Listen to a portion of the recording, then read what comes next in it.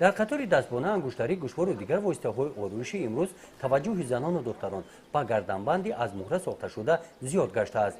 این گردنبند محصول مهنت فرشته‌مو و سوریا از دهه گلاباد جماعت دهاتی مهنت آباد میباشند. این هنر رو آنها با دستگیری شعبه اگنتی مهنت و شغل اهالی در ناحیه به نام میر سید علی حمدانی از خود نمودند.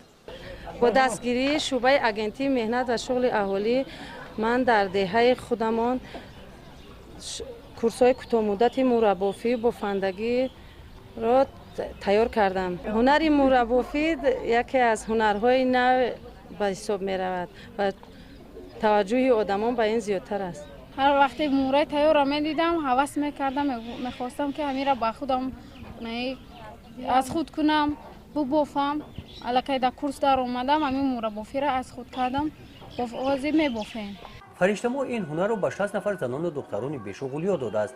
در این ناحیه هر نفری که میخواهد کسب هنر، نیت و نقشه و قابلیت و استعداد خود را عملی گرداند توسط شعبه اگنتی مهنت و شغل اهالی شرایط‌های مساعد فراهم آورده شدند.